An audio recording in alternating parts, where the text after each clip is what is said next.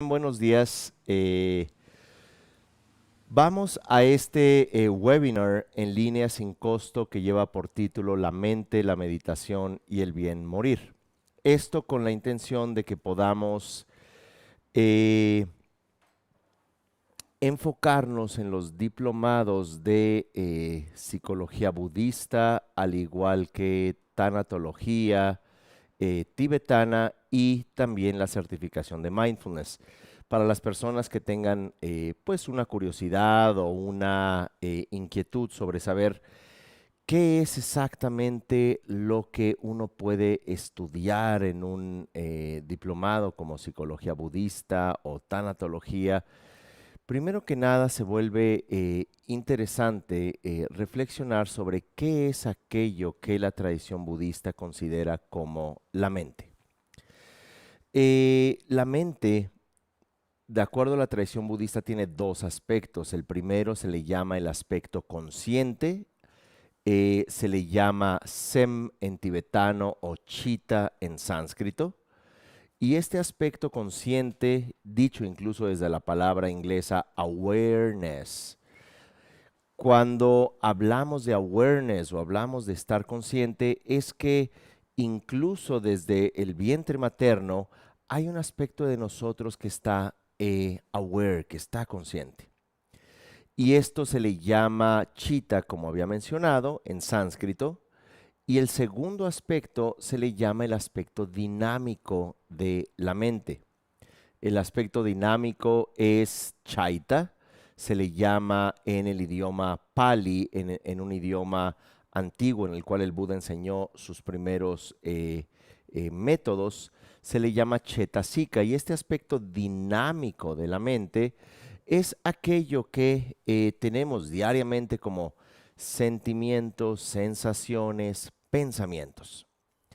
Eh, Toda esta naturaleza de la mente es que, por un lado, por ejemplo, producimos pensamientos, producimos emociones, producimos todo tipo de ideas y al mismo tiempo las estamos experimentando. Y esto es algo que sucede incesantemente. Nosotros somos como eh, ese proyector que está proyectando imágenes. Pensemos en una sala de cine, estos fotogramas que pasan momento a momento. Y la luz, esta luz, llamémosla blanca o amarilla, como fuere del proyector, en realidad es una constante luz mientras pasan estos cambiantes fotogramas que generan la idea del movimiento o la ilusión del movimiento en esta sala de cine, en este ejemplo. Pero lo importante es que los pensamientos en todo momento están cambiando y esto que está consciente que somos son las características generales de la mente, chitta y chaita, awareness y el aspecto dinámico. Esto, por principio de cuentas, hace que nosotros generemos la ilusión de una identidad, porque muy a menudo, como nos sucede, decimos, soy mis pensamientos, soy mis emociones, soy mi depresión, soy mi ansiedad, soy mi rencor, soy mi euforia, soy ese enamoramiento. Sin embargo, nos damos cuenta que los procesos de Chaita, los procesos de la mente dinámica, ocurren en el contexto de que cambian momento a momento y las personas de pronto pasan años en el psicoterapeuta diciendo, es que en verdad yo sentía amor, yo sentía enojo, yo sentía depresión y ya todo cambió. Y eso nos lleva a un estado de desconexión muy profunda porque en todo momento, según la psicología budista, estamos anhelando una identidad, estamos anhelando, muy al estilo de Joseph Campbell, llegar finalmente a casa. Y llegar finalmente a casa es como la idea de que hoy en día se vende mucho en los cursos de superación personal de conócete a ti misma, encuentra tu esencia, conoce quién es tu verdadero yo y de acuerdo a la psicología budista nos diría, no hay tal cosa como eventualmente encontrarte. ¿Por qué? Porque lo que somos es este cuadro por cuadro, fotograma que constantemente va llevándonos a una ilusión de identidad. Se plantea en la tradición budista que entre más aferramiento haya al yo, más difícil va a ser afrontar el cambio de nuestras emociones, de pasar del amor a la decepción, de pasar de la angustia al sosegamiento o a la tranquilidad, y que constantemente nosotros eh, tratamos de finalmente ser un individuo. ¿Qué hacer? De acuerdo a estos dos elementos que ya planteamos, el aspecto de awareness, que es un aspecto de la mente, aquello que está consciente, y luego la película que nosotros mismos proyectamos, es lo que constantemente se encuentra en un posible conflicto. Parte de la idea que en la tradición budista se pondera, se propone, es el hecho que debemos ser más awareness y menos narrativa.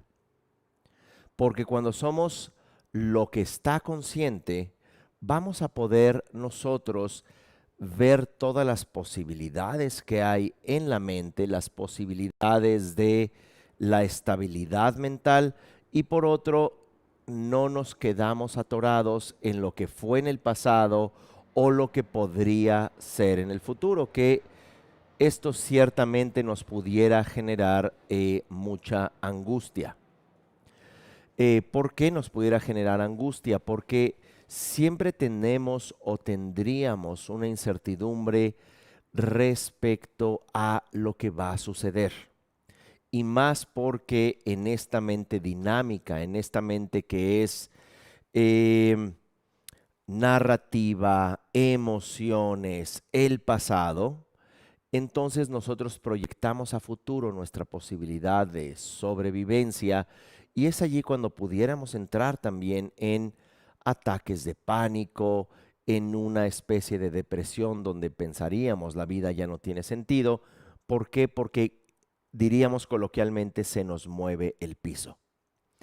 Y es cuando efectivamente podemos, como decía Trungpa Rinpoche, aceptar que no hay piso, aceptar incluso que estás cayendo, pero por otro lado, trabajar con la psicología budista es comenzar a darnos cuenta que somos más un proceso que un pequeño niño en búsqueda de identidad o que un individuo perdido que eventualmente busca encontrarse. Somos más esta luz blanca del proyector que, es una metáfora, esta luz blanca del proyector que puede proyectar una infinidad de películas, que a este proyector no importa qué carrete o qué largometraje se le pueda instalar, la luz blanca nunca se afecta, siempre va a ser constante y se diría en la tradición meditativa del budismo, es atemporal, es arreferencial. ¿Y qué significa esto? Que cuando nosotros nos dejamos de ahogar en un vaso de agua, que cuando, en un ejemplo más práctico, la crisis de la senectud que experimentamos los humanos, la crisis del envejecimiento, que no nada más como se plantea un autor norteamericano, que no es nada más como cargar un bulto de 70 kilos en la espalda, él compara la senectud con eso, ¿por qué? Porque ya nuestro cuerpo cuando estemos en edad avanzada no es tan fuerte, vamos a estar más limitados físicamente, pero por otro lado también llega la crisis de perder amigos y colegas, ya sea por la muerte o porque están ocupados en sus problemas personales de el envejecimiento. Por otro lado, también ya nuestros familiares a quienes les dedicamos tanto tiempo en la vida, están también muy ocupados tratando de hacer sentido entre con sus propias familias, hijos, psicoterapeuta eh, y grupo de contención, ¿verdad? Entonces ya no tienen tiempo para nosotros y es el momento en que de alguna manera tendríamos que voltear a ver hacia nosotros mismos, pero porque nuestra referencia constantemente fue el cuerpo, las relaciones interpersonales, nuestra imagen ante los demás, nuestra pertenencia social, pero ya nos encontramos posiblemente enfermos, viejos, solos, como se hace en los países más desarrollados, en Europa, Estados Unidos, Canadá. No es excepción en Latinoamérica, sur de Asia o sudeste asiático, que ya a los ancianos, ya a los adultos mayores, también como se les llama, se les ingresa a una casa de retiro, a un asilo público o privado, pero finalmente allí es una reflexión desde donde pudiéramos ponderar, como dice la tradición budista, qué es lo que finalmente somos, si nos identificamos con el cuerpo, si nos identificamos con la adherencia social, si nos identificamos con los vínculos únicamente, o si nos identificamos también con nuestros bienes materiales, es donde eventualmente vamos a ser, digámoslo así, vamos a ser autoengañados. ¿Por qué? Porque finalmente no podemos comprar nada con todo lo acumulado cuando nos encontramos enfermos y solos. Eh, y esto eventualmente también nos va a llevar al proceso de disolución que se llama morir, que se llama marana en sánscrito, y el proceso de muerte involucra un proceso también de desgarramiento, un proceso de alejamiento de todo lo que creíamos ser.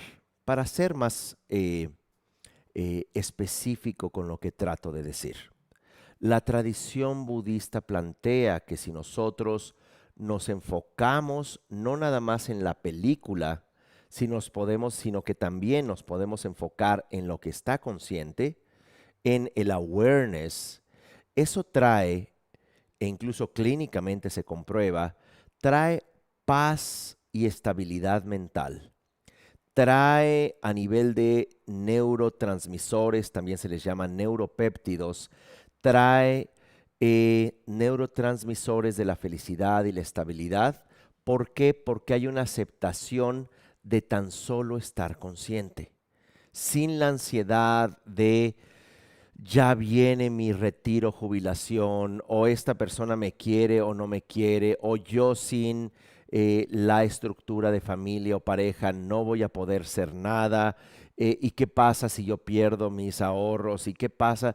Y si observamos a nuestro alrededor, gran parte del drama de las personas es conflicto y rivalidad con los demás respecto a sentimientos, conflicto y rivalidad con los demás respecto a bienes materiales. Vemos cómo todos estos conflictos, no nada más conyugales, sino corporativos, las guerras que, como sabemos, son parte de una industria que trae muchos dividendos, muchas ganancias a algunos y por supuesto bombazos y muerte a otros, vemos cómo en búsqueda de la identidad del ser humano es capaz de desconectarse a esta esencia que, como decía Marco Aurelio, este importante emperador romano del siglo I y segundo, en su tratado Meditaciones, el meditar es estar y observar.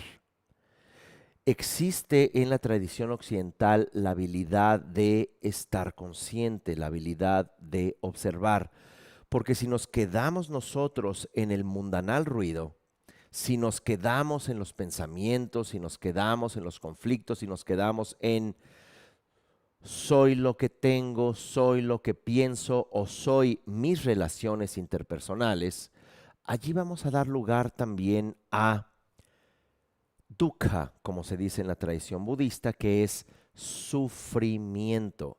Y este sufrimiento, que es una palabra clásica, podríamos llamarla en términos psicoterapéuticos trauma.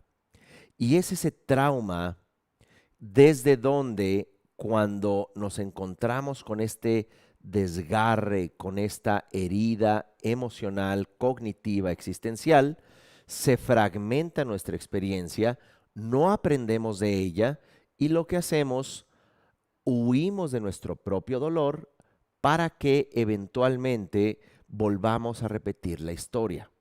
Es algo así como, si nosotros no aprendemos de nuestra historia emocional, tendemos a repetirla. Si nosotros huimos de nuestro dolor sin aprender de él, de nuestro trauma, tendemos a también repetirlo o personificarlo. Y esto es lo que sucede a nivel terapéutico con pequeñas o pequeños, niñas o niños que tienen heridas inconscientes, incluso no lo pueden recordar en muchas ocasiones, y de manera inconsciente van a repetir el patrón aprendido en casa cuando ellos pensaban buscar el amor, por ejemplo. Buscaban encontrar el amor en el contexto de hacer algo diferente y porque les duele tanto su infancia, rápidamente huyen para darse cuenta que están repitiendo los mismos patrones.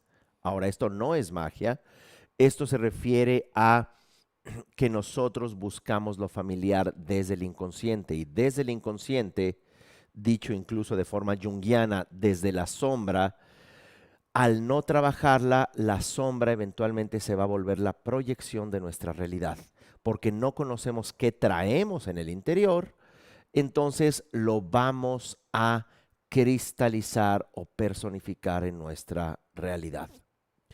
Y es por esta razón que se vuelve fundamental en lo práctico hablar de psicología budista, lo cual tiene un justificante que es el abhidharma, como se le llama en sánscrito, la realidad profunda o la realidad más allá de lo evidente, donde ya el Buda y los diferentes comentarios del abhidharma exploran cómo funciona la mente, la percepción, la cognición, cuáles son los aspectos inconscientes que subyacen a la experiencia, cómo en el inconsciente tenemos aquello llamado karma y cómo ese karma se le llama en algunas escuelas budistas villa karma o semillas kármicas, cómo es que estas semillas kármicas son como energía potencial, justamente ese trauma encapsulado, ese trauma atemporal,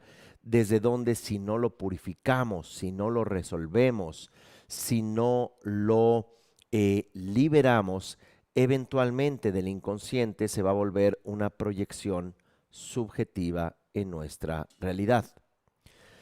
Por tanto, al hablar de la mente, debemos nosotros, desde la perspectiva de la psicología budista, entender qué es lo más relevante, qué es lo más importante. ¿Por qué? Porque es allí desde donde nuestras memorias, nuestro dolor, nuestras culpas se van a transformar en aquello llamado en tibetano Nangwa. Esto es la proyección de nuestra identidad y la proyección de nuestra realidad. Lo que nosotros traigamos como contenido kármico, como villa karma, semillas kármicas, lo que traigamos también como vásanas, como hábitos o tendencias de la infancia o de otra vida, eso eventualmente se vuelve nangwa, se vuelve proyección hacia afuera y la proyección hacia afuera también es nuestra personalidad. Si vamos a ser personas violentas, narcisistas, codependientes, si vamos a ser personas que nos damos el permiso de ser felices, de establecer relaciones sanas y respetuosas, o bien asimétricas, constantemente siendo una causa dolorosa. Todo eso no ocurre por mera casualidad o por mero fenómeno aleatorio, sino que ocurre porque nosotros ya proyectamos desde el contenido interno, semillas kármicas y vásanas, tendencias habituales, ya proyectamos esa personalidad, y esa personalidad, que es el sujeto ilusorio del cual habla el budismo, entonces va a encontrarse con individuos que tengan una personalidad que se enganche con nuestro sistema de creencias, con nuestra idea de nosotros mismos. Ejemplo: yo no merezco ser feliz, yo no merezco que me respeten, yo no merezco que me sean leales, yo no merezco que se comparta un proyecto, y es más, merezco que me humillen. Entonces, obviamente estoy hablando que esto es a nivel inconsciente.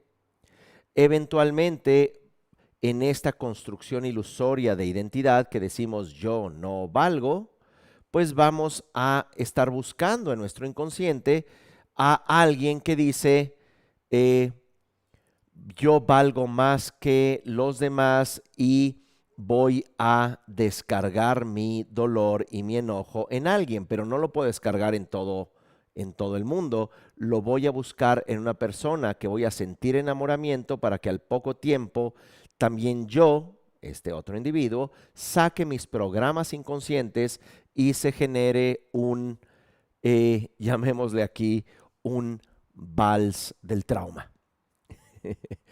Bueno, pues hay que hacer una metáfora, y a veces también reírnos de nosotros mismos, y por supuesto estamos incluidos allí todos los seres sensibles.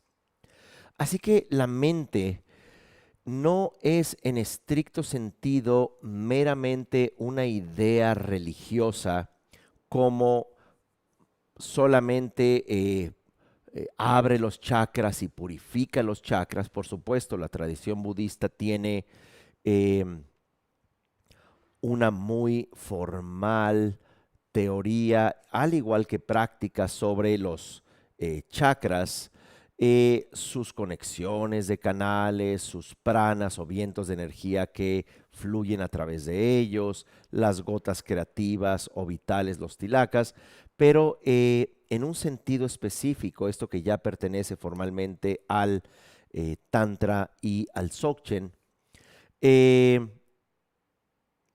tiene que pasar previo a meramente ponerte a meditar, a decir sílabas y meditar en colores o posturas.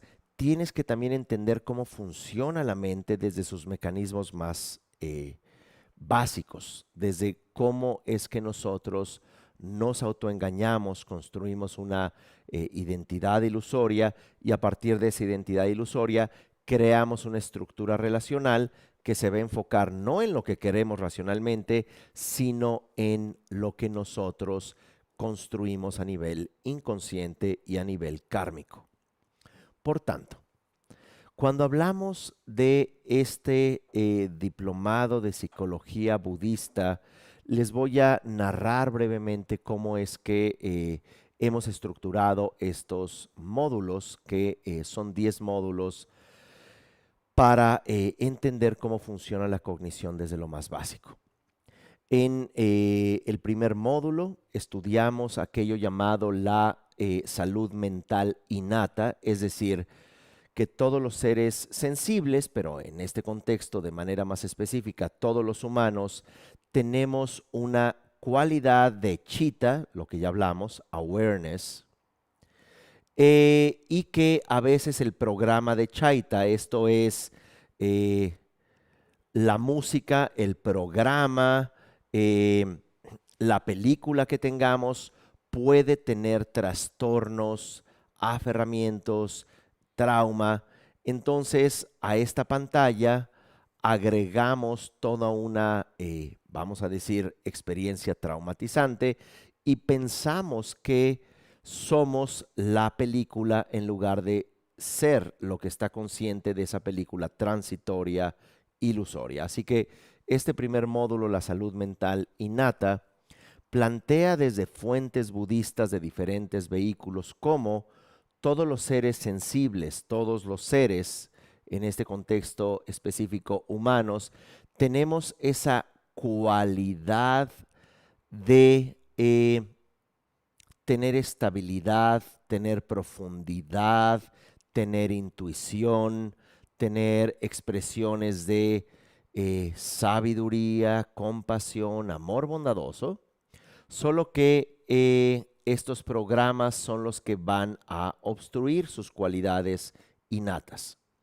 En la tradición de la gran perfección, Dzogpa Chenpo, que es algo que brevemente también se ve en este primer diplomado de psicología budista, que es el que más recomiendo para personas que quieran adentrarse a un conocimiento de cómo funciona la mente y cómo construimos la realidad de tal manera que generamos nuestra propia experiencia y de manera particular también cómo sanarla con métodos probados y auténticos. Bueno, de esta salud mental innata que se llama en el Dzogchen Kada, pureza primordial, Hlundrup, presencia espontánea, Tukje, potencialidad, vemos que son cualidades de la mente que podemos nosotros a través del estudio de la meditación y la conducta, podemos nosotros sanarnos,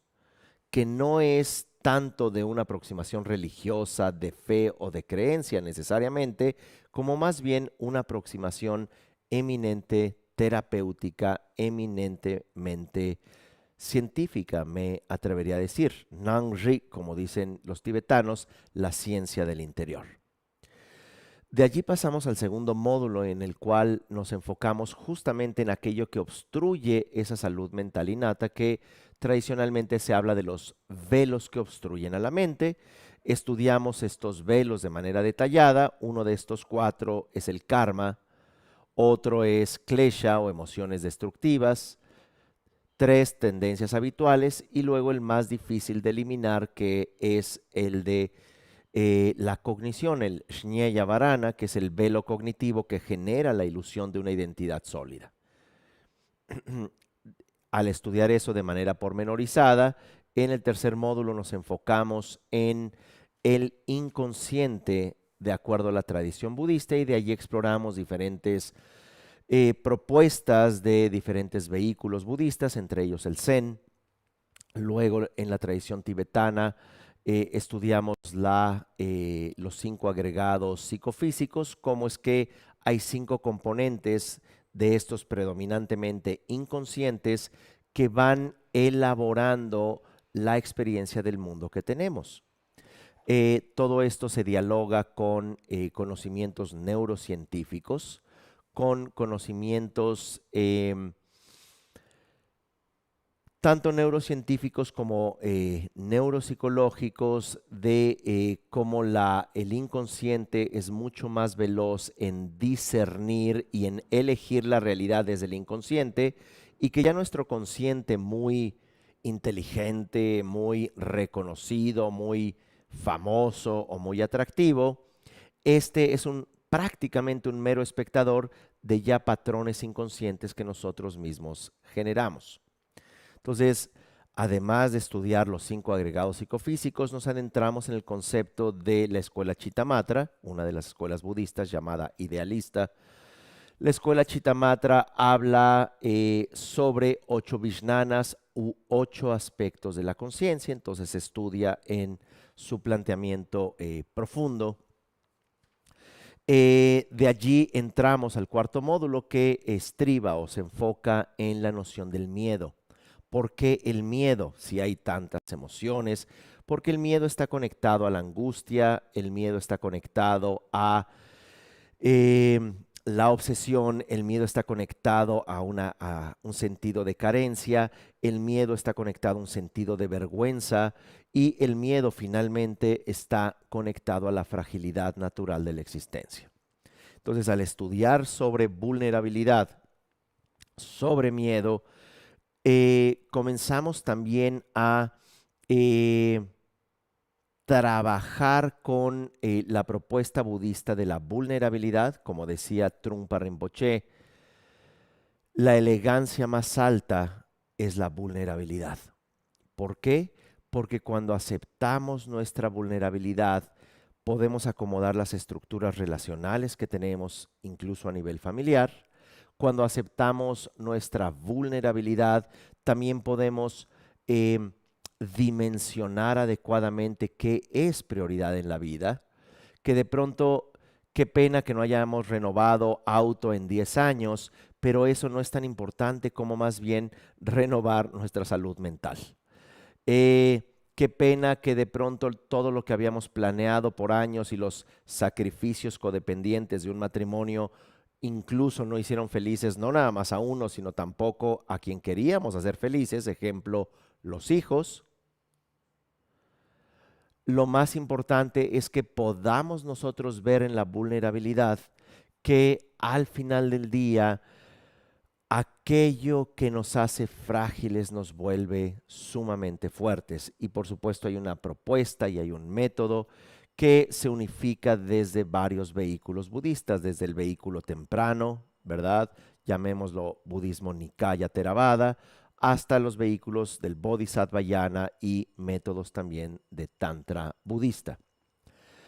El quinto módulo se enfoca en el diálogo justamente entre las ciencias cognitivas y la tradición budista, que como saben el Dalai Lama lidera eh, periódicamente estas reuniones del Mind and Life Institute y por supuesto muchos maestros budistas, no nada más tibetanos, se reúnen con neuropsicólogos, psiquiatras, sociólogos, premios Nobel, activistas sociales, ambientalistas, con un contexto no de confrontación, que nunca pasará de moda, sino de complementación, de cómo nosotros podemos enriquecernos de la cultura y del conocimiento del otro, en lugar de la intolerancia, el aprendizaje y el respeto al otro, que por supuesto se conecta del módulo anterior, vulnerabilidad, humildad, fortaleza, a partir de, como decía Karl Popper, nuestro conocimiento es limitado, por lo tanto nuestra ignorancia ilimitada. Así que aprender del otro nos enriquece y también genera, como pudiéramos deducir, un mundo de mucho más paz, un mundo de mucho más equilibrio, no nada más en las relaciones entre sociedades humanas, sino también con el ecosistema, con los animales, con la calidad del aire, del agua, de la tierra, etcétera. Entonces, se trabaja con esto, aspectos también de neurofenomenología y cómo esto se dialoga con el budismo. Francisco Varela, un eminente neurobiólogo, trabajó también con el Dalai Lama y desarrolló también conceptos de cómo nosotros a nivel individual y a nivel social co-construimos la realidad y cómo podemos hacer entornos sanos, vuelvo a repetir, individual y socialmente.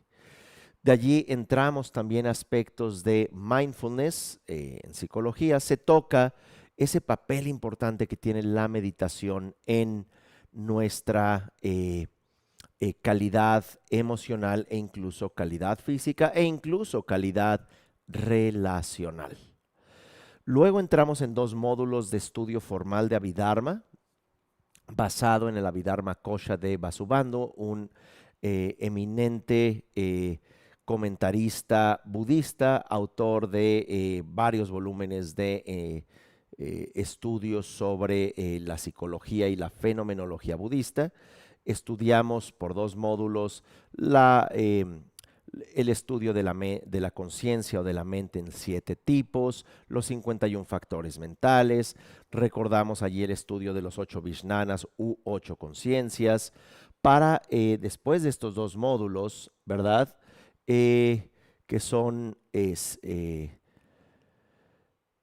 6 y 7, entramos a los módulos 8 y 9, que se enfocan en la psicología del Tantra.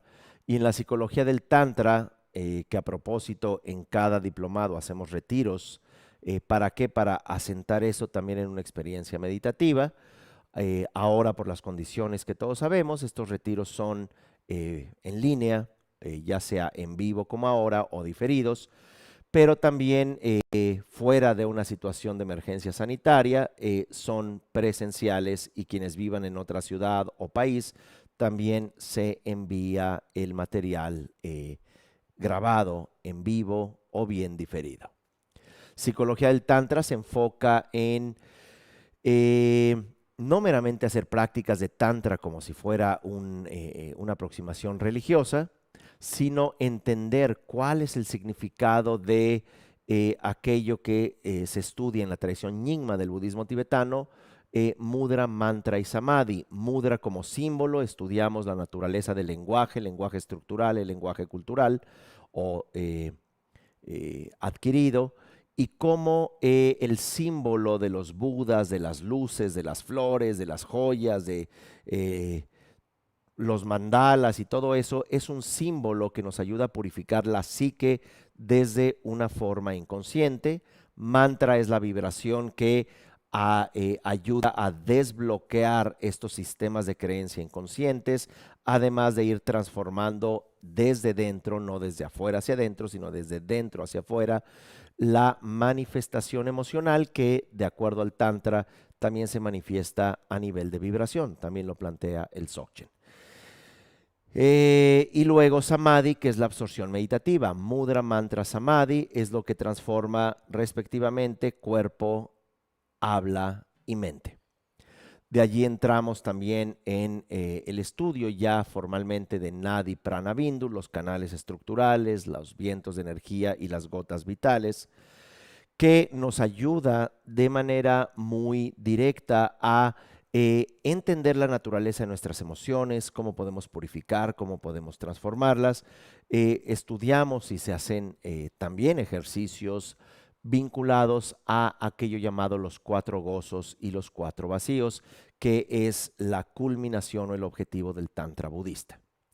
Finalmente estudiamos en el módulo 10 el concepto de felicidad desde la psicología moderna, que yo he llamado la psicología positiva de Martin Seligman, al igual que también trabajos de Mihaly Csikszentmihalyi, el concepto de flow y por supuesto la noción de felicidad en la tradición budista, que es la felicidad desde una perspectiva inmanente y una perspectiva, perdón, trascendente. Inmanente es lo que muy a menudo se traduce equívocamente como relativo y trascendente es lo que se traduce equívocamente como absoluto. Estas palabras relativo y absoluto en el budismo son traducciones profundamente ambiguas y equívocas. Hemos decidido traducirlo como inmanente y trascendente. ¿Por qué? Porque el término inmanente viene de sambriti y sambriti en sánscrito significa completamente falso. Entonces, inmanente. Y param artha o dundam en tibetano, la traducción es de significado perfecto, que es lo trascendente, porque lo absoluto es lo que nos lleva a errores categóricos del positivismo que ya conocemos en Occidente dentro de un concepto premoderno y moderno. También trabajamos en psicología budista con el concepto postmoderno de ser imposible pensar que la realidad existe de manera absoluta y cómo cada uno construimos, co-construimos, coelaboramos la realidad y que a partir de todo esto nosotros vamos o podemos redefinirla individual y socialmente. Entonces, esto muy a grandes rasgos lo vinculado a la mente. Ahora, cuando hablamos de meditación, que es el segundo tópico, el segundo tema de esta reunión, que antes que nada, de este webinar, agradezco mucho que se tomen el tiempo, ¿verdad? Para, pues, este espacio de reflexión, invitándoles, ¿verdad? A también nuestras entregas de Instagram todos los lunes y miércoles a las 8 de la mañana, hora de Ciudad de México. Estos son los en vivo en Instagram, Centro Himalaya. Y más tarde, por la tarde ese mismo día, también pueden escuchar o ver estas mismas entregas en Spotify y en YouTube respectivamente. Siempre buscando Centro Himalaya en Spotify y Centro y YouTube de Centro Himalaya. Bueno, la meditación. En estos 10 módulos de la certificación de mindfulness, allí exploramos a lo largo de 10 módulos, vamos a explorar nosotros el concepto general de mindfulness que viene de varias palabras en las lenguas originales en las que se enseñó el budismo. Muchas veces se dice que mindfulness viene de la palabra smriti, que significa recordar. Pero la explicación que dan estos libros de mindfulness es bastante pobre y solamente denota, como decía un importante maestro vivo de la tradición tibetana, Chokyi Nyima Rinpoche, las personas que enseñan mindfulness les faltan años de estudio de budismo en su teoría y en su práctica, porque no nada más son técnicas, sino que también tienes que comprender el sentido de los métodos. También, como menciona Alan Wallace, si bien lo que se enseña como Vipassana y como mindfulness a nivel mundial son enseñanzas válidas, es el 1% de las enseñanzas budistas, que pretende abarcar el otro 99%. Eso se llama la falacia de la particularidad hacia la generalidad. Obviamente es sumamente útil, es sumamente válido, ayuda a millones de personas, pero cuando hablamos del genuino mindfulness de la tradición budista, nos debemos involucrar en un estudio, reflexión y práctica profundas, sin por supuesto desestimar a estos métodos. Lo que quiero decir es cómo a veces escuelas budistas caen en ese error fundamental, en esa postulación categórica de decir,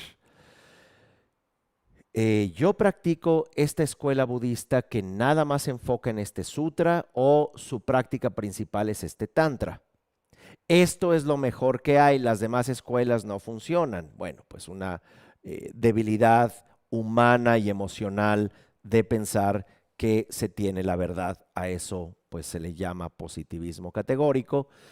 Y lo que a mí me parecería sensato decir es que, bueno, yo practico este sutra o yo practico este tantra, es tan válido como todo lo demás. Tengo un estudio general de las demás escuelas, he practicado en otras escuelas, son sumamente válidas y respetables, pero mi método se me ha facilitado el método que yo practico, posiblemente por mi capacidad o personalidad o tiempo o características. Bueno, dicho todo esto, mindfulness como una certificación se enfoca en los 9 yanas o 9 vehículos que plantea el budismo como método de práctica. Y como mencionaba Namkhai Norbu Rinpoche, todas las enseñanzas budistas, desde el Sutta Nikaya Theravada hasta el vehículo imperial más elevado llamado el Dzogpa Chenpo, el Maha-Ati, en su forma Trekchö Tugel, todas estas enseñanzas están incluidas en lo que aprendemos en mindfulness, que es la práctica Shtapya, la práctica de estabilidad o pacificación de la mente dinámica. Recuerdan Chitta, emociones, sentimientos, karma, el drama de la existencia. Entonces utilizamos Shtapya para, también llamado Shamatha, estabilidad o pacificación, para purificar y pacificar todos estos contenidos mentales. Y luego llegas a Smriti Vipassana, que se traduce como recordar o experiencia profunda, para lo cual se necesitan muchos estudios. Tú no puedes llegar a un Vipassana diciendo, mira, observa tu mente y observa tu pie y la sensación o el sabor o el olor todo el día de algo, como más bien sí necesitas un estudio de cómo funciona la mente, primero a nivel teórico y luego ya entras en justamente Vipassana, como se dice en sánscrito, Hlak-tong en tibetano, para experimentarlo de manera genuina para experimentarlo de manera profunda en cuanto a qué es la naturaleza de la cognición más allá de sistemas de creencia. Es estar en la experiencia atemporal, sin la referencialidad y angustia de un yo, mantenerte en ese estado de calma, claridad, atemporal, desde donde no hay conceptos particularmente de sujeto y objeto. Entonces, desde el vehículo Shravakayana, Pratyekabudayana, Bodhisattvayana, entrar a los diferentes niveles de Tantra, que es Kriya, Ubaya, Yoga, Mahayoga, Anuyoga, hasta eventualmente llegar a los niveles.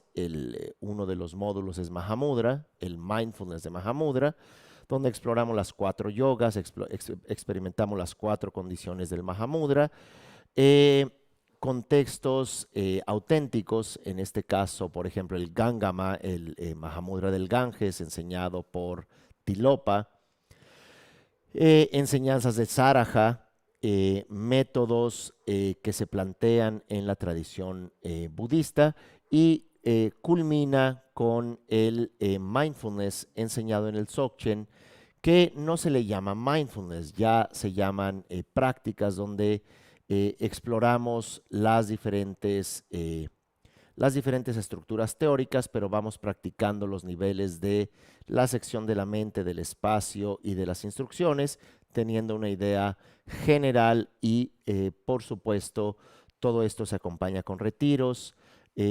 Luego, cuando se requiriera una transmisión, se invitan a maestros de las diferentes tradiciones a que den los abhishekas o transmisiones especiales, o bien los lung, que muchos de ellos yo transmito, y a veces también son transmisiones de la naturaleza de la mente que maestros dan y otros maestros que invitamos confieren en un contexto de retiro. Todo esto con la intención de entender que estos espacios no únicamente son teóricos, no únicamente son prácticos, pero también hay transmisión. Es decir, hay teoría, hay meditación, pero también hay transmisión, que es el objetivo de Centro Himalaya, en donde la intención no es generar un sistema de creencias, no es que la gente se vuelva budista, ni mucho menos, sino que tenga la intención, la apertura de conocer cómo funciona su mente, cómo pueden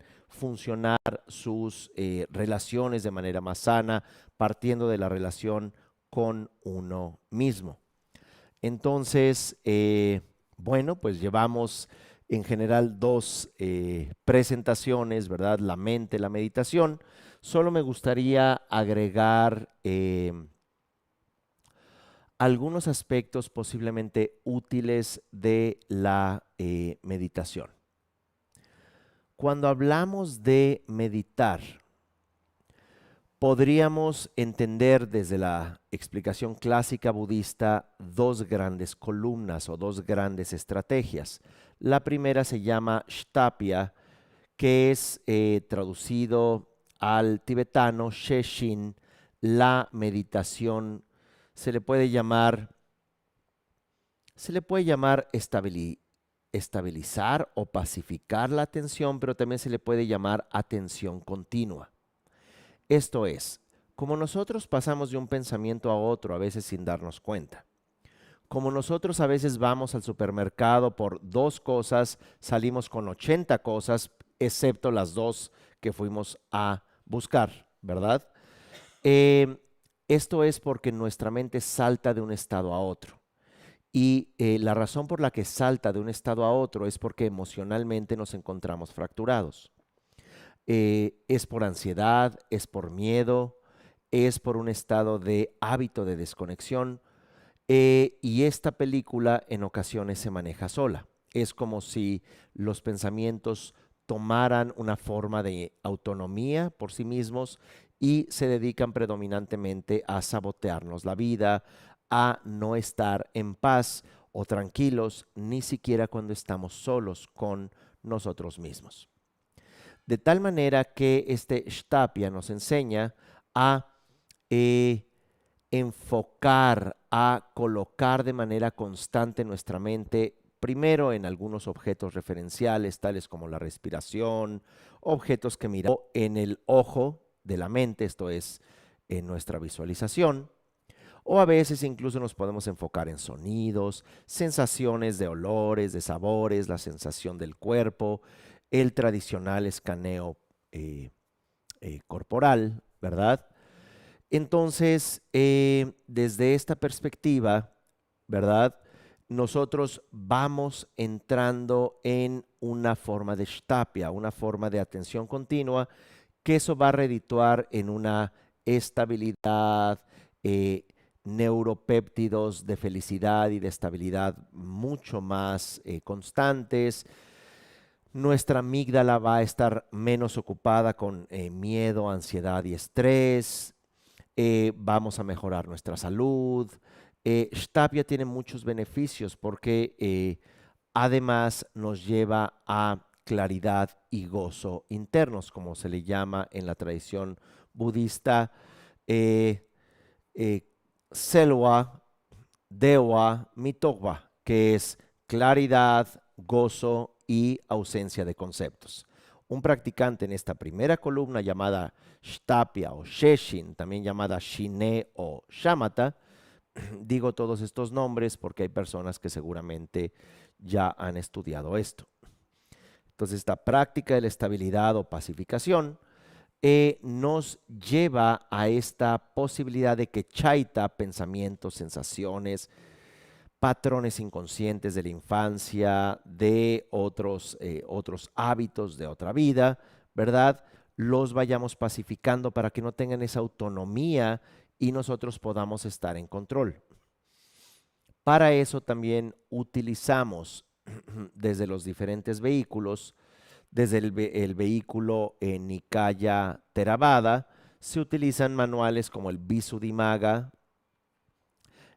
donde se entrenan, por ejemplo, en los kasinas, se entrenan en los llamados 4 fundamentos de la atención, los Anapanasati, enseñados por el Buda, ¿verdad? Eh, la conciencia o atención plena en el cuerpo, la conciencia o atención plena en las sensaciones, la conciencia o la atención plena en los samskaras, que a veces lo traducen equivocadamente como contenidos mentales. eh, yo le llamaría factores mentales, y explicarlo bien, de otra manera la gente no lo entiende claramente. Y finalmente en Chitta, en Awareness, ya una vez que has entrenado en ello, esto pertenece a columna 1 y columna 2 de Shamatha y Vipassana.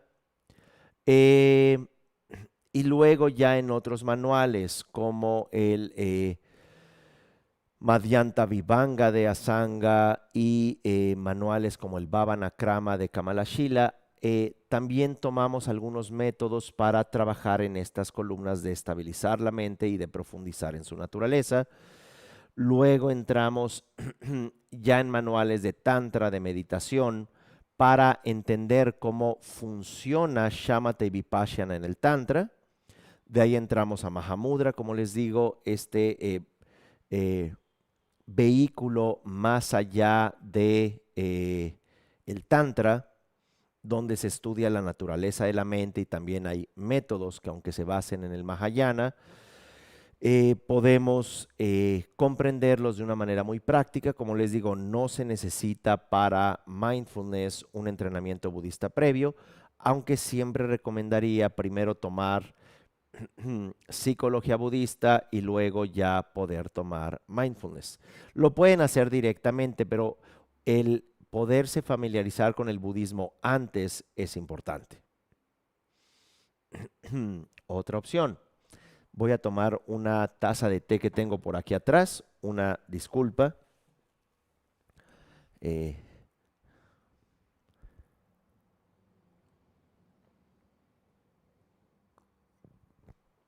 que también ayuda para refrescar la garganta.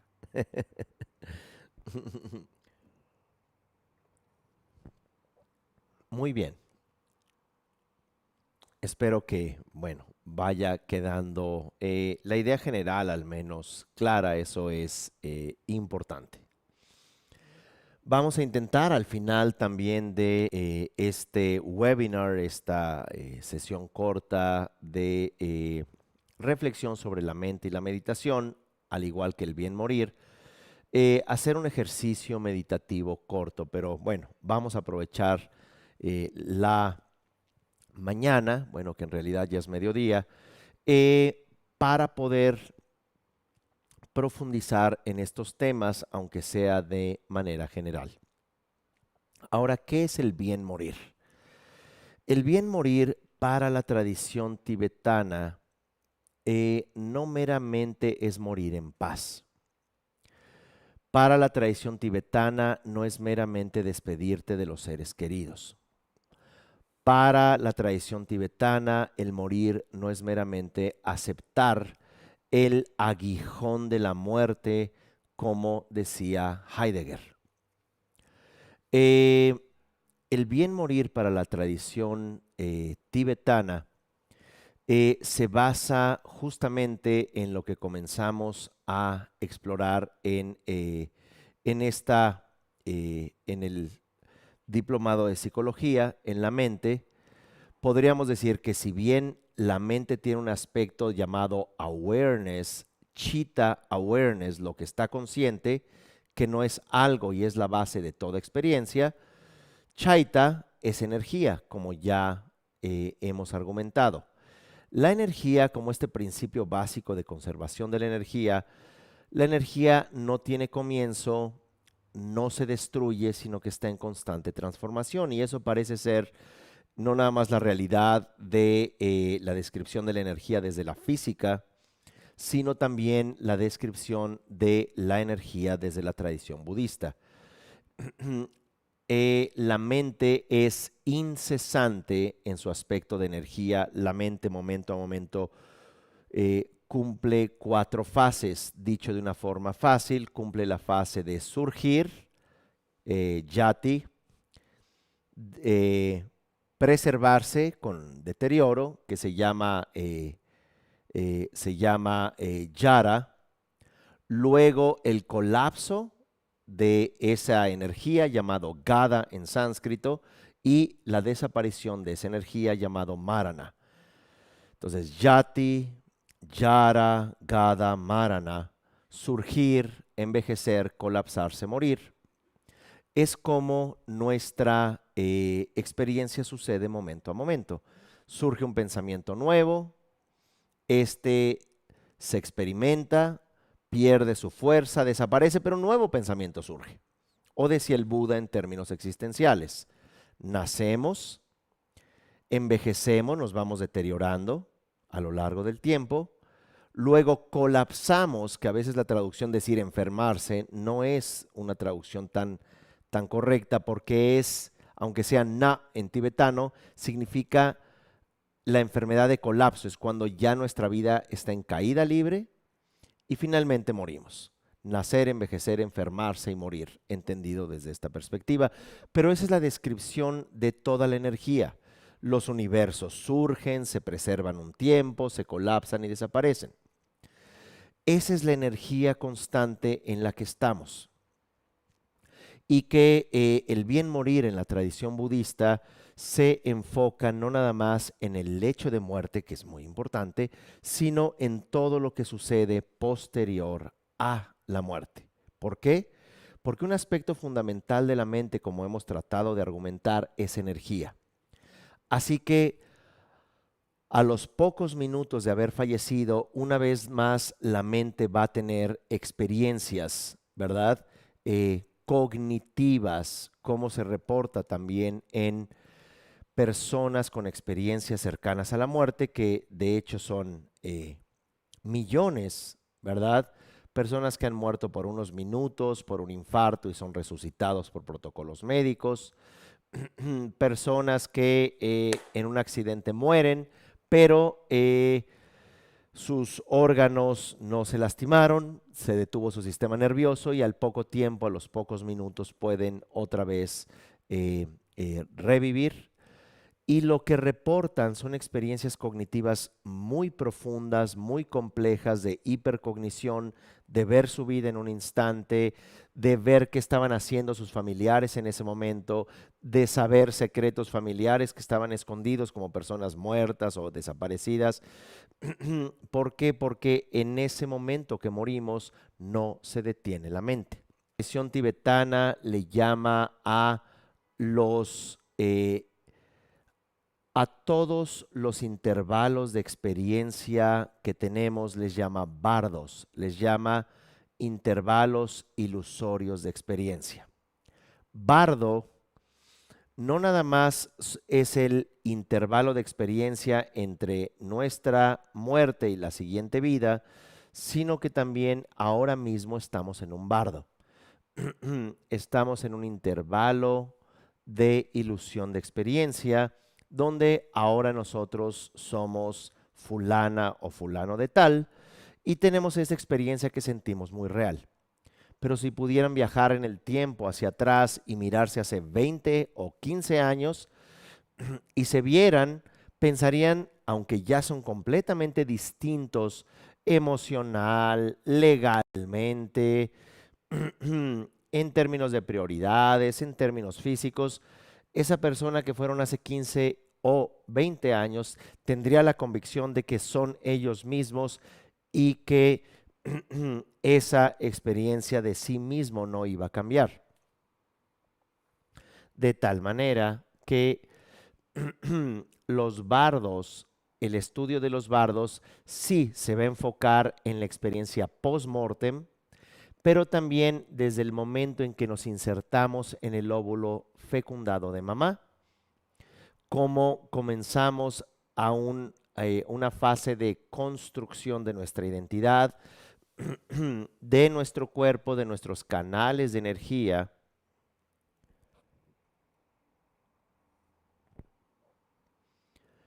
y de cómo una vez que nacemos comenzamos a inculturarnos, a inculcarnos, ¿verdad? El entorno en el que nos encontramos, y a partir de allí comenzamos con el bardo ilusorio de esta vida. Y esto que se llama el bardo natural de esta vida pasa por diferentes periodos, ya lo hablamos, eh, nacer, deteriorarnos, el colapso antes de morir y justamente morir. Pero también entramos en diferentes bardos, tanto el bardo del soñar, que es algo que vamos a ver, toda la sabiduría que hay en la experiencia onírica, en la experiencia del soñar, donde hay un entrenamiento sobre el soñar, también en este diplomado de tanatología tibetana. Y por otro lado, también el bardo de la meditación, que es verdaderamente la meditación en términos de descansar en awareness, en chitta, y poder pacificar a Chaita. Entonces también exploramos la meditación en este tercer módulo de El bien morir o tanatología tibetana. Así que estructuramos este diplomado de la siguiente manera, el de tanatología. Módulo 1, introducción a los bardos, al concepto del estado intermedio. Número 2, exploramos la antropología de la muerte, cómo los humanos desde diferentes ángulos culturales, históricos, sociales e interpretativos conciben a la muerte, y es muy importante aproximarnos a la antropología del morir porque nos da una idea muy importante de conceptos básicos como el ritual de paso, ritual iniciático, la metanoia, el concepto de mediadores, el concepto de regresar al origen, el concepto de la pertenencia. Vemos cómo el ser humano, como dice el historiador Harari, el ser humano es experto en hablar de cosas que no existen y eso tiene que ver con su sistema evolutivo. Entonces construimos y creamos las religiones como una necesidad de creernos y crearnos un entorno de seguridad ante la incertidumbre de la propia muerte y el hecho que los muertos de nuestro clan, tribu o familia se van a volver antepasados sabios. Entonces, toda esa construcción tiene también fundamentos teóricos antropológicos que se pueden ver desde el estructuralismo, desde el funcionalismo, desde diferentes pensadores como Mircea Eliade, Rudolf Otto, la idea de lo sagrado. Lo vemos también desde Bronislaw Manilovsky, disculpen, el funcionalismo, Emil Durkheim, cómo podemos entender también la muerte, porque eso también nos va a dar una reflexión importante a nivel de pensamiento. 3, exploramos con respeto las construcciones religiosas que inciden en nuestra cultura, particularmente las culturas bíblicas y la cultura griega, que tanto lo bíblico como lo griego tiene su trasfondo en Egipto. Recuerden que los grupos semíticos fueron conquistados por siglos por los egipcios y la influencia griega también viene de esa extraordinaria y compleja cultura que es la egipcia, donde vemos elementos sobre la muerte, tanto el Hades griego, los campos elíseos griegos, las islas elíseas, que son estas ideas de paraísos, aunque estuvieran en el inframundo, el campo de juncos, que es el paraíso y antecesor del Edén cristiano o el paraíso semítico, ¿verdad? La idea de los juicios finales, la idea del Génesis, que por supuesto todo esto se ve con mucho respeto en este módulo 3. Y también tomamos el tiempo para explorar religiones brevemente, claro está, se dan lecturas al respecto, como la noción de la muerte en el brahmanismo, al igual que de manera general en una cultura americana que es la mesoamericana, en la noción de la muerte, del inframundo, los diferentes pasos hasta llegar ante Mictlantecutli y su esposa Mictlancíhuatl. Bueno, todo esto con la intención de crearnos un criterio respetuoso humano en cómo y en cuánto construimos la idea de nacimiento y de muerte, para entrar en el cuarto módulo a una reflexión basada en dos aspectos: las experiencias cercanas a la muerte que acabo de mencionar y por otro lado, niños que dicen recordar vidas anteriores, todo esto con protocolos muy serios, lecturas, entre ellos autores importantes respectivamente a la experiencia cercana a la muerte, el doctor Bruce Grayson, también están, déjenme recuerdo ahora mismo el nombre, Vida después de la vida, estoy ahorita recordando, Raymond Moody, muchas gracias. Entonces, Raymond Moody, también el doctor Sam Parnia y otros, cómo observan como cardiólogos, anestesistas o como investigadores este fenómeno que se reporta todos los días en hospitales, particularmente con pacientes con ataques al miocardio, ataques cardíacos, y que cuando son resucitados por desfibriladores, protocolos médicos, estimulación cardíaca, a veces con ahogados, etcétera, reportan toda una serie de experiencias cuando estaban clínicamente muertos. Entonces problematizamos, reflexionamos sobre todo este aspecto. Por otro lado, niños que dicen recordar vidas anteriores, con el eminente trabajo del Dr. Ian Stevenson. Y luego ya seguidores, por supuesto, importantes del Dr. Ian Stevenson, como el Dr. Jim Tucker. Todos ellos son directores, son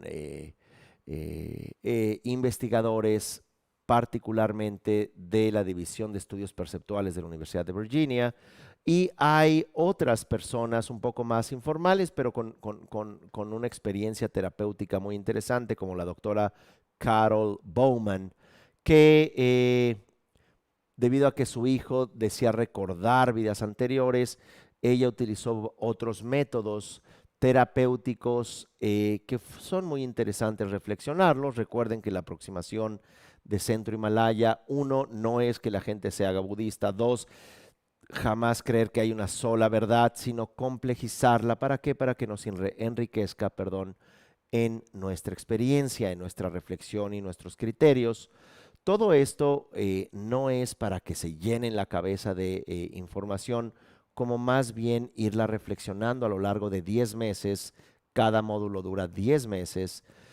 Y a propósito, también decirles que, bueno, esto no es tanto mi iniciativa, es la iniciativa de la administración de Centro Himalaya, que va a ser un descuento muy importante para todas las personas que se inscriban el día de hoy a cualquiera de los diplomados: psicología, tanatología tibetana o mindfulness.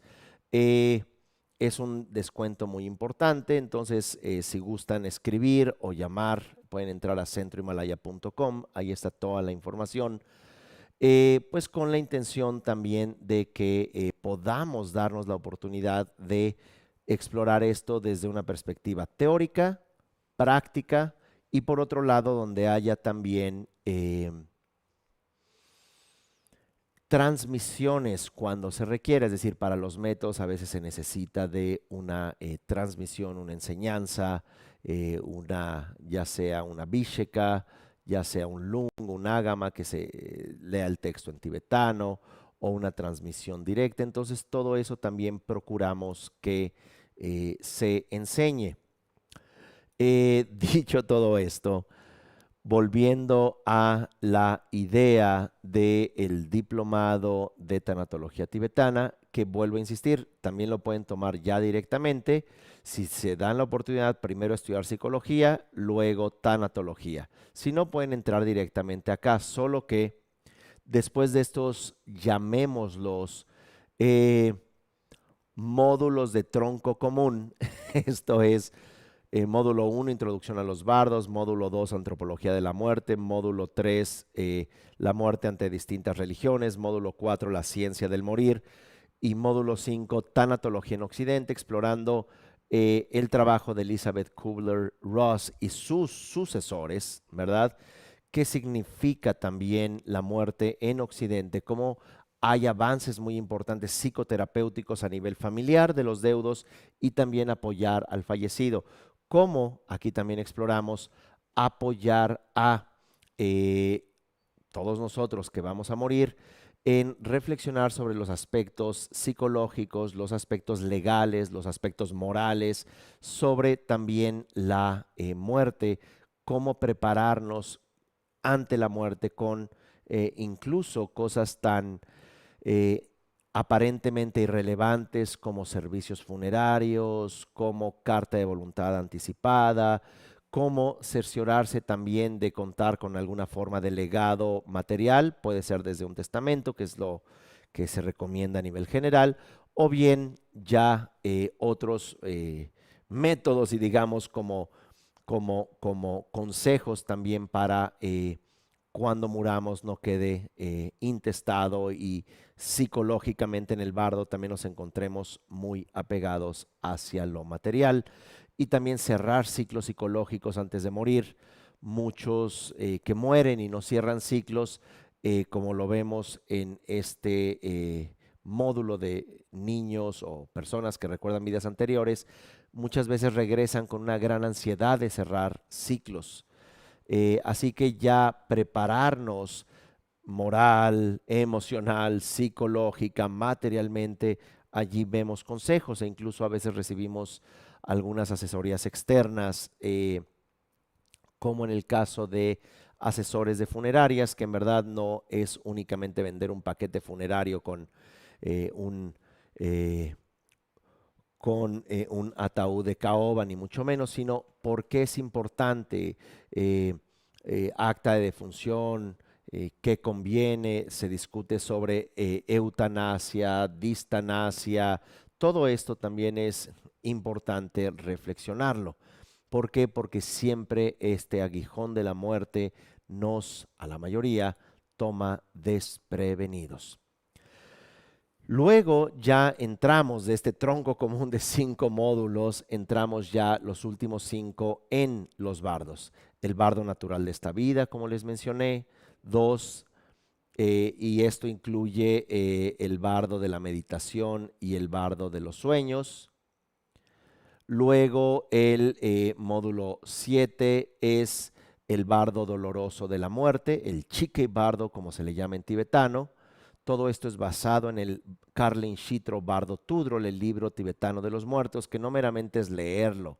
Si no se tiene un entrenamiento de Dzogchen, es, me atrevería a decir, imposible comprenderlo. Gente que porque es budista y sabe leer y escribir, lee el libro tibetano de los muertos y dice entender que el primer día aparece Vairochan, el segundo Akshobhya, el tercero Ratnasamaba, el cuarto Amitabha y el quinto día Moghasiddhi, y no entiende realmente cuál es el significado profundo desde sonido, luces y rayos. Dan Rolpatzel pues es básicamente como alguien que te enseña a nadar y apenas sabe flotar. Y no lo digo como falta de respeto, es como si ustedes fueran a un ortodoncista y de pronto al recibirlos el ortodoncista les dice, mire, en realidad hace 3 meses me encontraba vendiendo aceites esenciales, pero tomé un curso en línea, estoy en tutoriales de ortodoncia en YouTube y usted es mi primer cliente, por favor tome asiento. Entonces, obviamente saldríamos corriendo. Habría un grave riesgo en que algo pase, no nada más con nuestra dentadura, sino con nuestra vida. Por algo, pues sí es importante el tomar métodos que sí se tenga a una persona con el entrenamiento debido, la transmisión de vida, con la experiencia de vida. De vida con B grande y B chica. Así que, dicho todo esto, Mumurs Antarabhava, como se llama en sánscrito, el bardo doloroso de la muerte, los procesos de las 8 disoluciones, las disoluciones burdas externas, las sutiles internas, la experiencia de logro o la luminosidad clara o la luminosidad madre o Rigpa o Kada, la pureza primordial que se experimentaría 30 minutos después de morir. Ahí es muy importante no nada más describir el proceso, sino cómo ayudar a un moribundo si nos encontráramos en una situación de muerte en segunda o tercera persona. Ya para primera persona, pues por supuesto también hay instrucciones esenciales. Entonces, este módulo séptimo es el bardo doloroso del morir, donde exploramos justamente este proceso de muerte con instrucciones esenciales. 8, el bardo luminoso de la realidad o dharmata, como se le llama en la tradición tibetana, que es el despliegue de la presencia espontánea del Hlundrup, y ese despliegue pues tiene una muy importante comprensión desde los pranas, la jerarquización de los pranas o los vientos de energía sutil, cómo podemos reconocer nuestra genuina condición o la naturaleza pura de nuestra mente a través de esta proyección antropomórfica de los Budas durante los siguientes días, qué hacer, cómo leerlo. Esto es en cuanto el libro tibetano de los muertos, en cuanto al módulo 8. El módulo 9 se enfoca en aquello llamado el bardo kármico de la existencia, ¿verdad? Karmanta Santarabhava. Y módulo 9 es uno donde ya es el bardo más duradero, es la fase donde hay mayor sufrimiento, donde estudiamos las 5 características del ser de bardo, del ser del estado intermedio, las 6 incertidumbres, los 3 abismos, los 5 namyans o senderos luminosos, el juicio de llama, qué significa esto en términos de karma, de las semillas kármicas que hablamos hace rato, Y esto es muy relevante para entender la profunda metáfora psicológica y cuán importante es entender de manera genuina el libro tibetano de los muertos, como se le llama en Occidente por Sir Evans Wentz, este antropólogo norteamericano de la década de los años 20 del siglo pasado, que en realidad tiene un título mucho más complejo, no es el libro tibetano de los muertos. Bueno, eh, escogió ese título porque ya era muy famoso el llamado libro egipcio de los muertos, ¿verdad? Eh, pero bueno, al menos lo conocemos.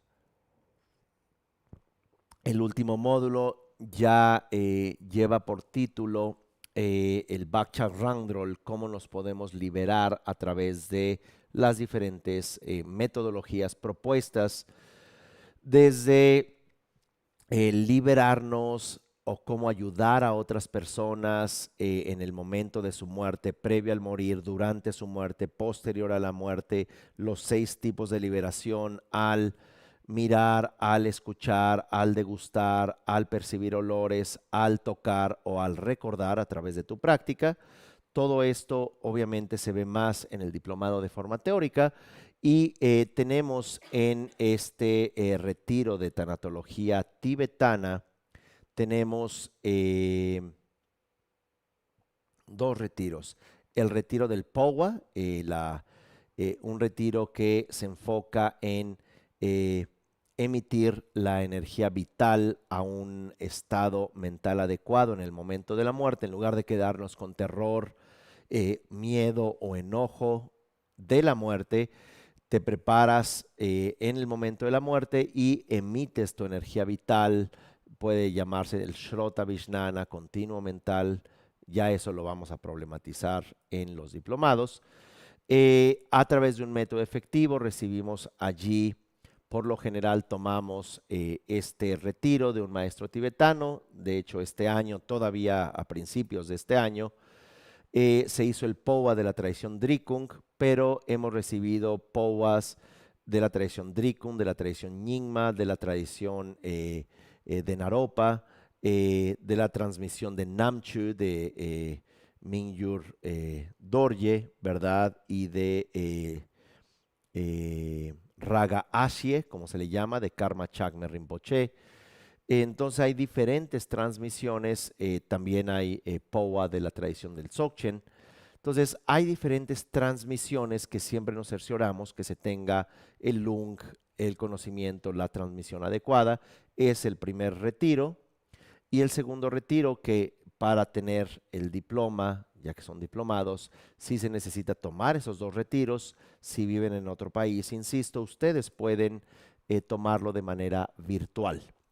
Digo, creo que ya nos hemos acostumbrado a casi que visitar a nuestra familia en un Zoom, ¿verdad? Hola, ¿y cómo estás? No, pues yo muy bien.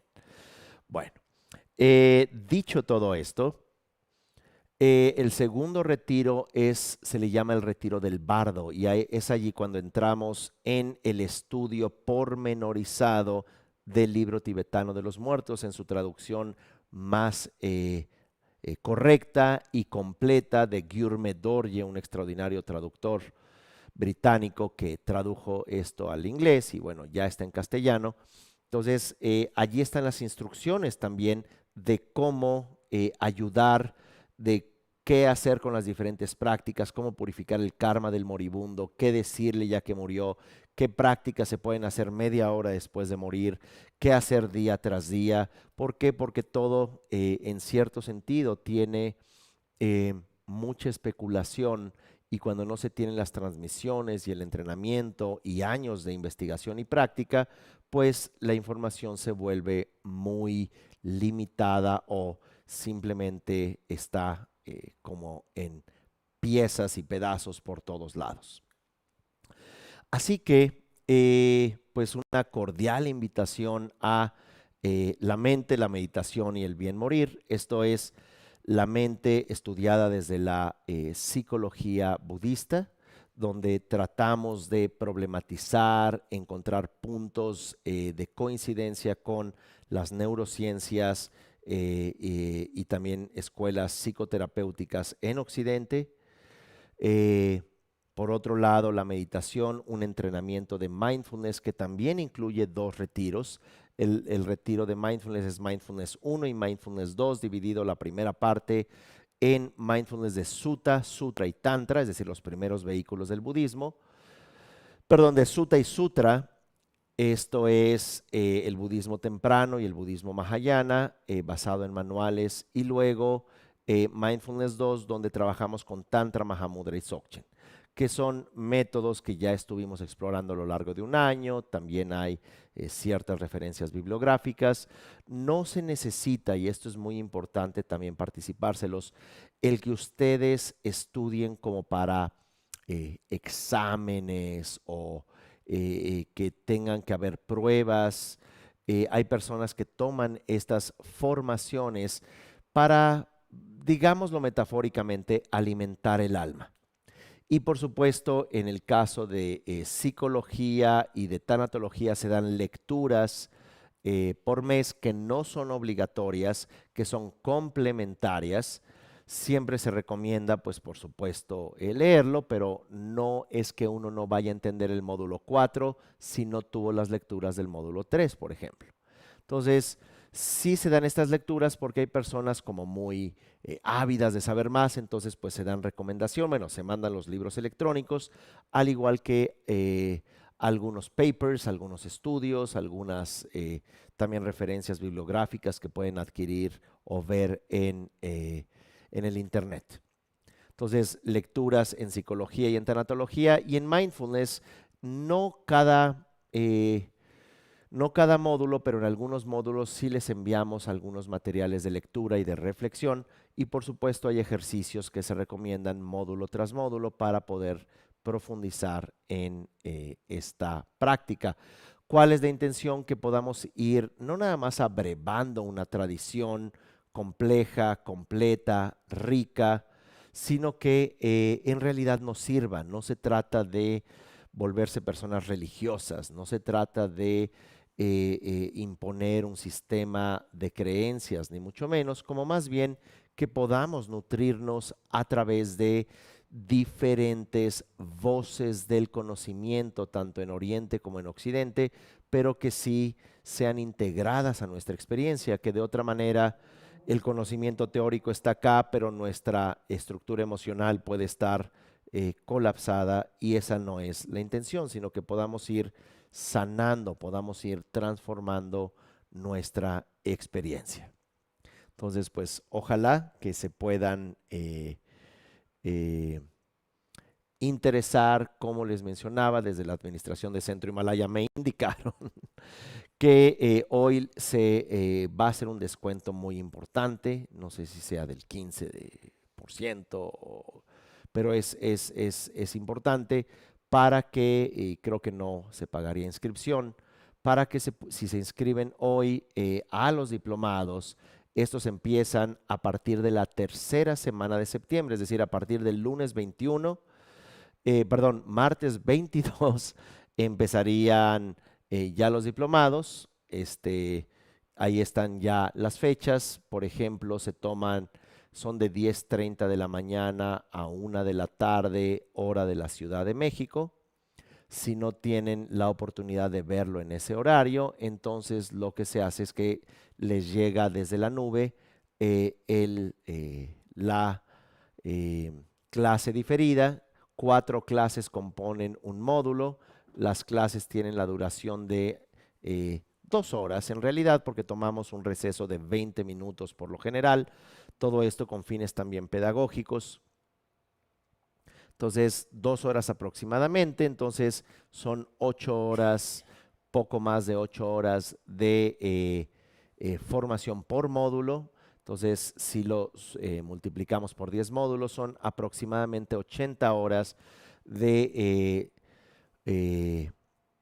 diplomado o certificación efectiva. Si a esto agregan los retiros y también lecturas y ejercicios, es una formación bastante completa.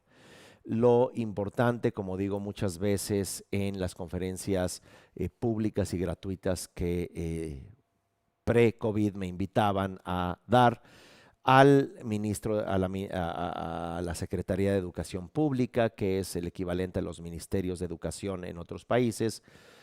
Eh, Les comentaba que lo más importante es generar interés en cada uno de nosotros, que veamos que no nada más estamos tan encerrados en ideas de bien contra el mal, los perpetradores y los perpetrados, víctimas, victimarias, sino que también podemos ver un espectro de conocimientos, de prácticas, de terapias que no nada más nos sanan a nosotros, sino también a todo nuestro sistema relacional, familiar, laboral, corporativo, nacional, como dicen los budistas, con la intención de que pueda beneficiar a todos los seres sensibles.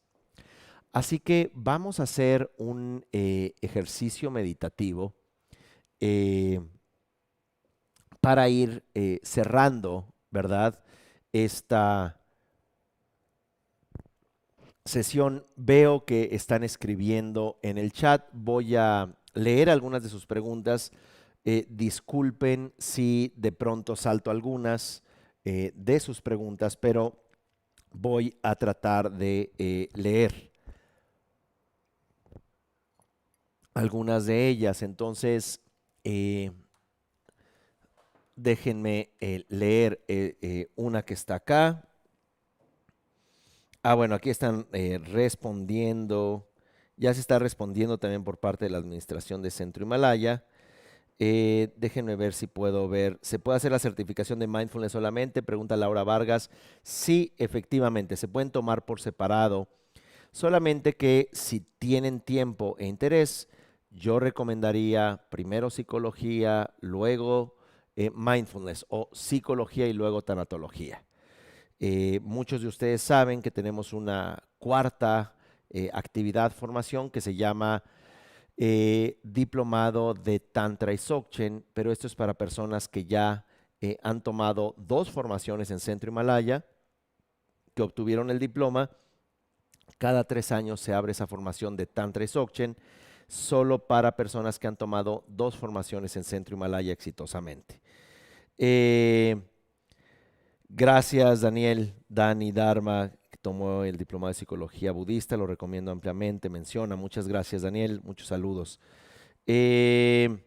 ¿Podrían poner el precio en pesos mexicanos, porfa? Sí, Magdalena, está en precios mexicanos y dice MXN y también en dólares, si lo puedes revisar en cada página. ¿Qué duración tiene el módulo? Ya lo mencionamos. Muchísimos saludos a todos. Por aquí dice Laura que puedan escribir los descuentos, entonces le pediríamos a la Administración de Centro Himalaya si pueden aquí escribirlos en el chat, por favor. Solo se puede inscribir hasta el 31 al diplomado, pregunta Mayra.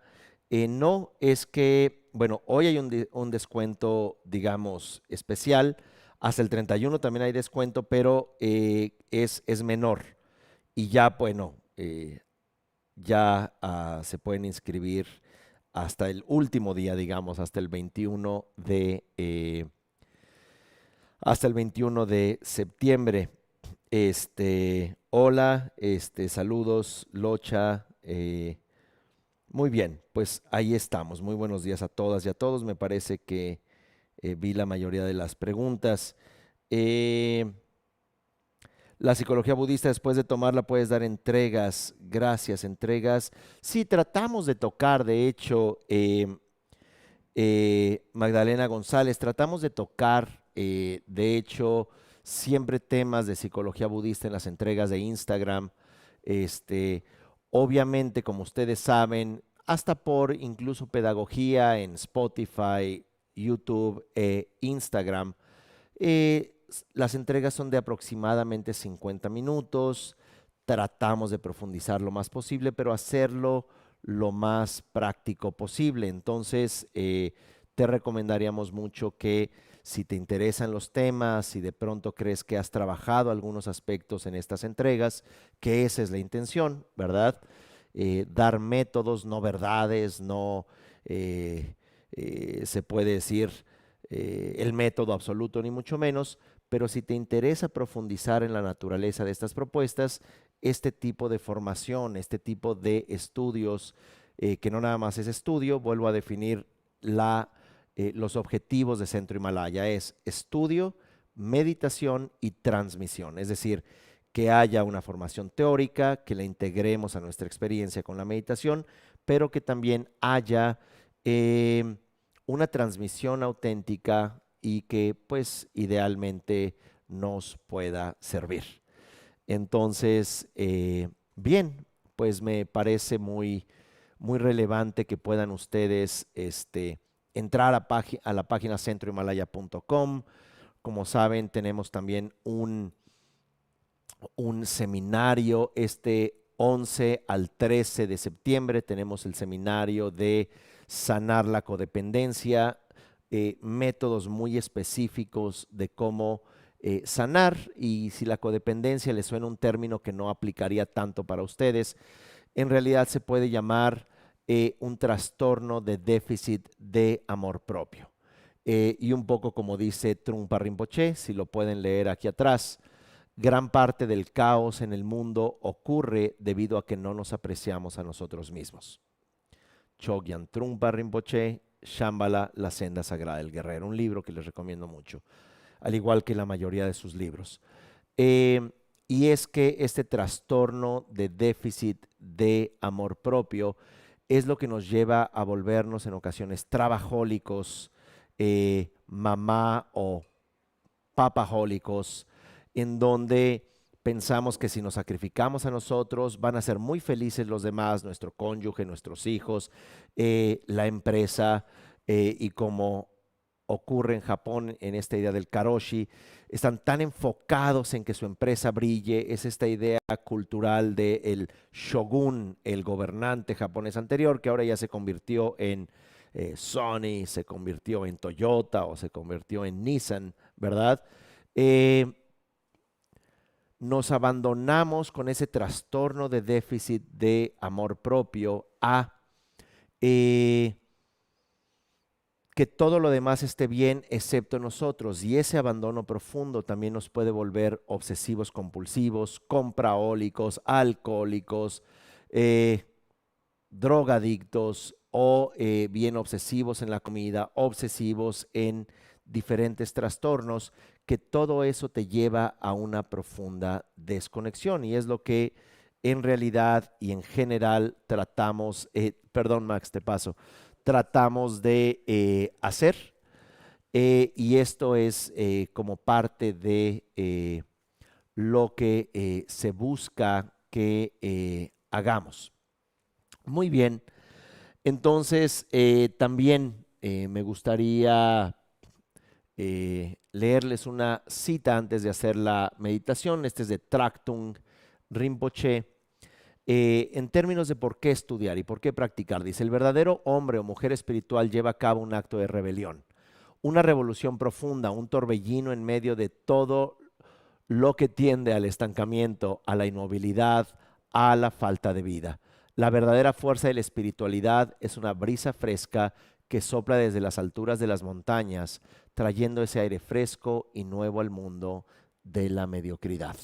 En otras palabras, el trabajar internamente es una revolución interior, es un acto de rebelión al estancamiento, a las lealtades psicológicas, al no merecimiento, al pensar que los demás, para estar bien, necesitamos sacrificarnos nosotros. Entonces, más allá de, vuelvo a insistir, una ideología, lo que se busca es exaltar al ser humano, exaltar a la vida, exaltar a todo lo vivo, a los seres sensibles, que esa descentralización psicológica, de ese narcisismo primario lastimado, poderlo llevar a la autonomía, y esa autonomía es lo que se llama en la tradición mahayana bodhicitta, la mente con la intención de despertar a otros y despertar a sí mismo a través del amor bondadoso y la compasión.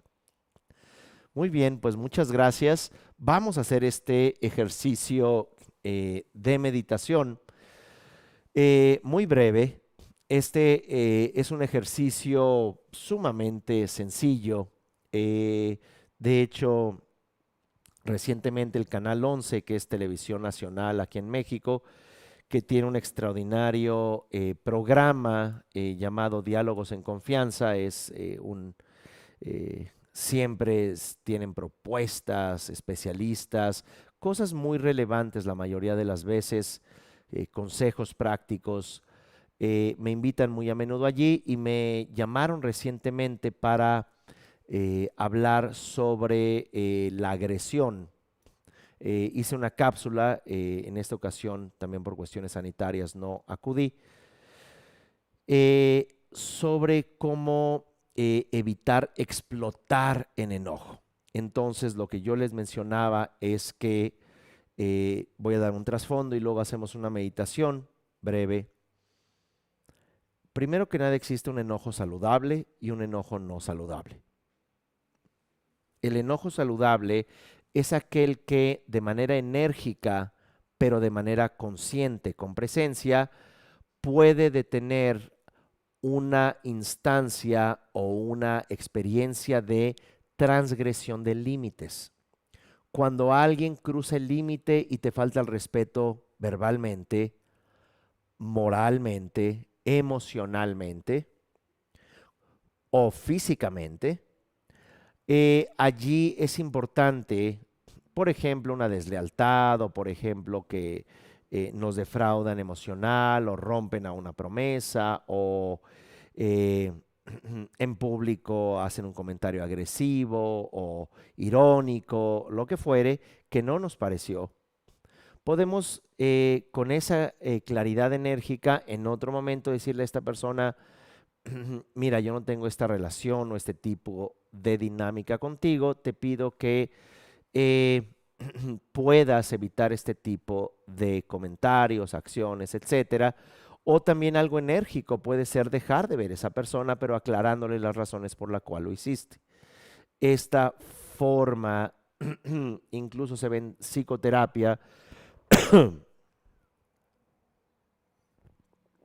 esta forma es una en la que marcamos nuestros límites. Luego la agresión no sana, el enojo no sano es cuando perdemos el control de nuestra mente y cuando peleamos con otros, cuando ya se vuelve ad hominem, cuando se vuelve algo que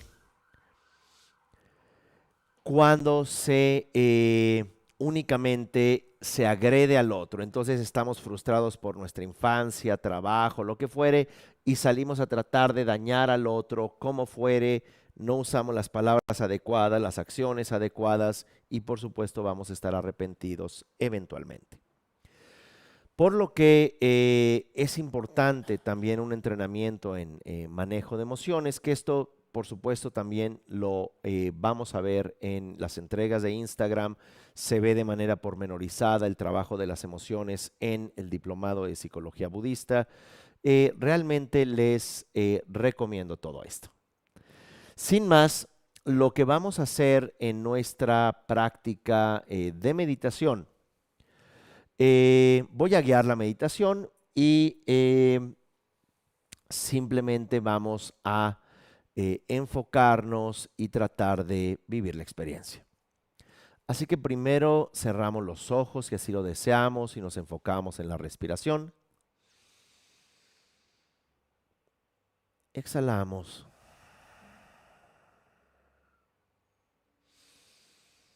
Inhalamos y soltamos el aire. Y ahora vamos a imaginar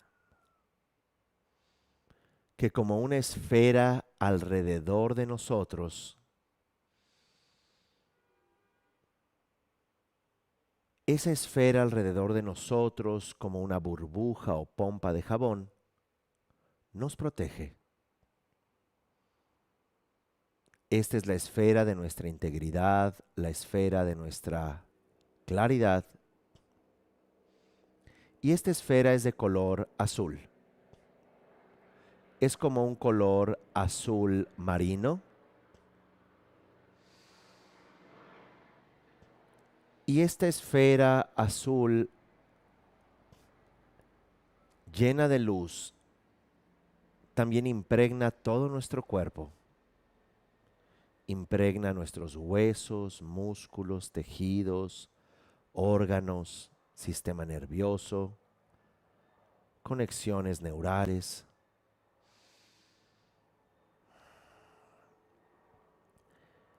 Y esta luz azul combinada con la sílaba Hung, H-U-N-G, como una H inglesa, Hung. Vamos a repetirla mientras esta esfera azul que abarca nuestro cuerpo elimina todo el enojo, elimina toda la frustración o resentimiento y nos hace personas completamente protegidas. Así que nos enfocamos desde el chakra del corazón hasta esta esfera que nos rodea con esta luz azul y repetimos la vibración de la sílaba Hung. Nos enfocamos.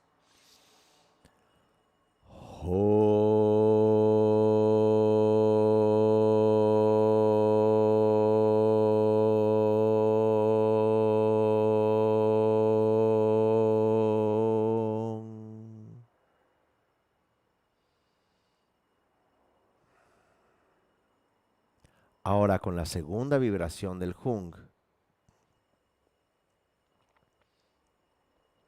esta esfera se va a extender al tamaño del universo o el tamaño del planeta y todo aquello que nos enoja, frustra, nos genera rencor, nos genera resentimiento, indigna. Simplemente al tocar la luz a todos estos fenómenos, personas o circunstancias, simplemente quitamos la energía destructiva de nuestro inconsciente que nos daña. Como decía el Buda, es como piedras calientes que se quedan en nosotros y nos queman. Así que la luz azul y la esfera abarcan toda la realidad que podamos imaginar. Nos enfocamos.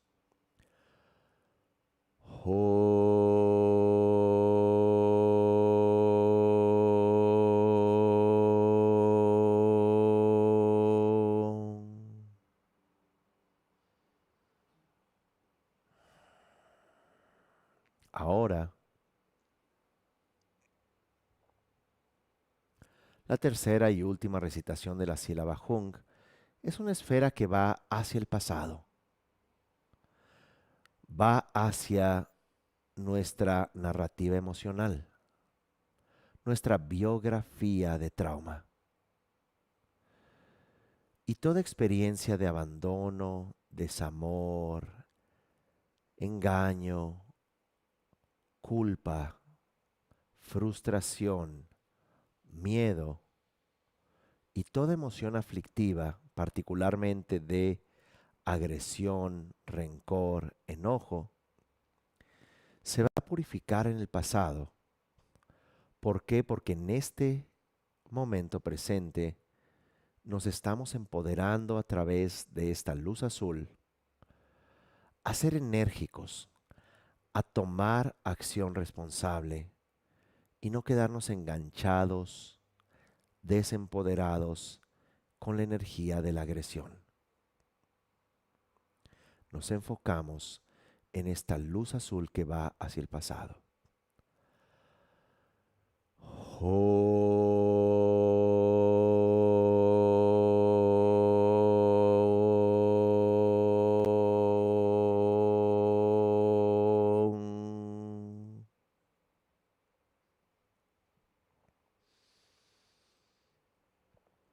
Y ahora esta esfera del tamaño del universo se fusiona en nuestro cuerpo, nuestro cuerpo se fusiona en un punto de luz azul, que esa ya es nuestra mente.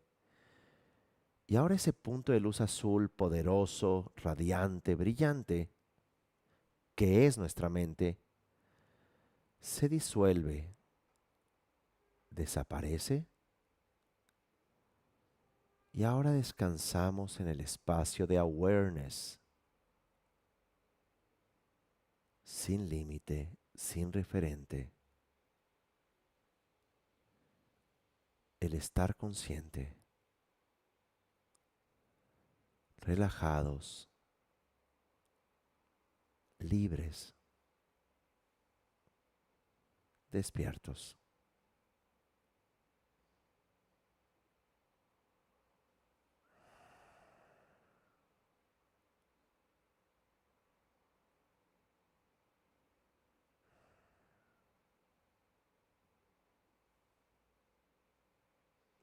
Poco a poco vamos saliendo del ejercicio.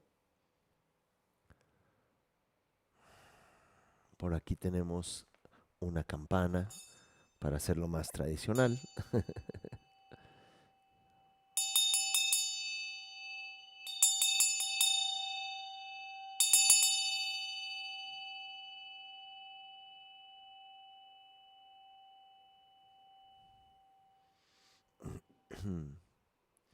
Muy bien, así que vamos a ir cerrando este webinar, esta breve introducción, como les mencioné, a nuestros diplomados, con la intención de que podamos regalarnos esa oportunidad, como se dice también en psicología, el trabajarnos interiormente es una inversión que en realidad se expande hacia todas nuestras relaciones, hacia toda nuestra vida. Eh, Trabajar nuestro interior es ciertamente una forma de purificar el karma. Si no lo trabajamos, esa energía va a salir tratando de expresarse o de curarse, pero normalmente si no se mira, si no se arroja luz a esa sombra, va a tender o a repetirla o a irse a un extremo que normalmente nos va a regresar al punto inicial.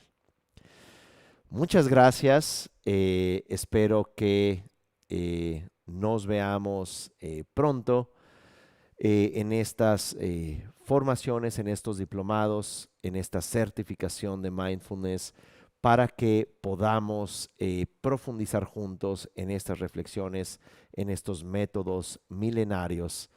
Muchas gracias y no dejen de estar en Centro Himalaya o visitar centrohimalaya.com. Las